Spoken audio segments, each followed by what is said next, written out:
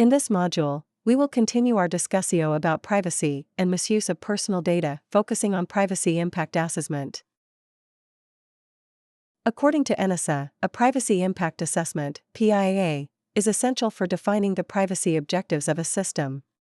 PIAs are mandated by the GDPR in specific cases, and their results must inform the privacy by design process. This process should cover the entire lifecycle management of personal data, emphasizing procedural safeguards for accuracy, confidentiality, integrity, physical security, and deletion. Additionally, the results of a data protection impact assessment conducted under Article 33 should influence the development of these measures and procedures. From a technical perspective, the core steps of a privacy impact assessment (PIA) include identifying stakeholders and consulting with them, identifying risks while considering stakeholders' perceptions, identifying solutions and formulating recommendations, implementing these recommendations, and conducting reviews, audits, and accountability measures.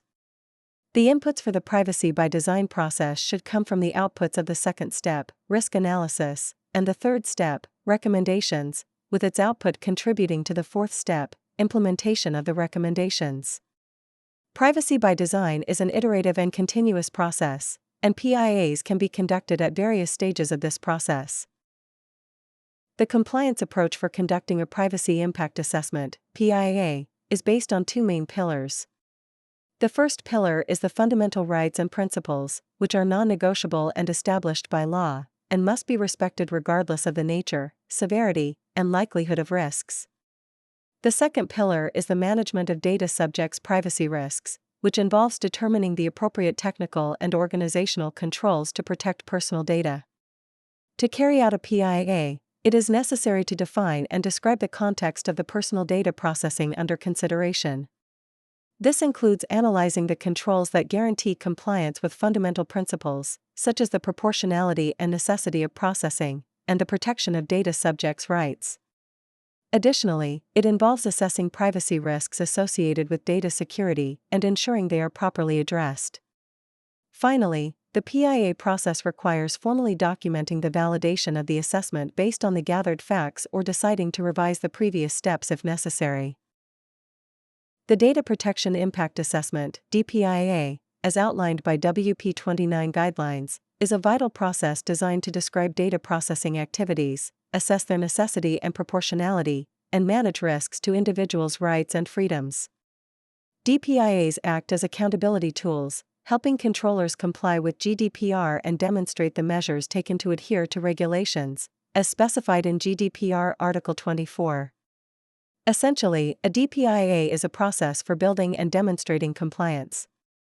Under GDPR, failing to meet DPIA requirements can lead to fines from supervisory authorities. This includes not conducting a DPIA when required, executing it incorrectly, or failing to consult supervisory authorities when necessary. These fines can be as high as €10 million or 2% of the total worldwide annual turnover, whichever is greater. ENISA highlights that DPIA is a GDPR requirement and part of the protection by design and by default approach. Article 35(7)(d) of GDPR emphasizes the need to integrate data protection requirements into processing operations. This extends beyond traditional technical and organizational measures to include detailed risk analysis, selection, and operation of protective techniques.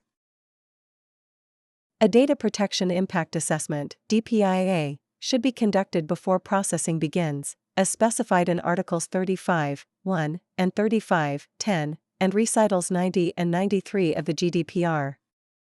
This aligns with the principles of data protection by design and by default, Article 25 and Recital 78. DPIAs should be initiated early in the design phase of processing and updated throughout the project lifecycle to ensure continuous consideration of data protection and privacy. This is especially important for dynamic processing operations that undergo ongoing changes, as DPIA is a continual process rather than a one-time task. Controllers, along with data protection officers, DPOs, and processors, are responsible for conducting DPIAs, as stated in Article 35(2). Although someone else may carry out the DPIA, the controller remains accountable. Controllers should seek advice from DPOs, Article 35(2), and document this advice in the DPIA. Processors must assist the controller by providing relevant information, Article 28(3)(f). Additionally, controllers should seek the views of data subjects where appropriate, documenting decisions and justifications if these views are not sought. Various methodologies can be used for conducting a DPIA, but common criteria are outlined in the GDPR, Article 35(7), and Recitals 84 and 90. These criteria include describing the processing operations and purposes, assessing necessity and proportionality, identifying risks to data subjects' rights and freedoms, outlining measures to address these risks, and demonstrating GDPR compliance.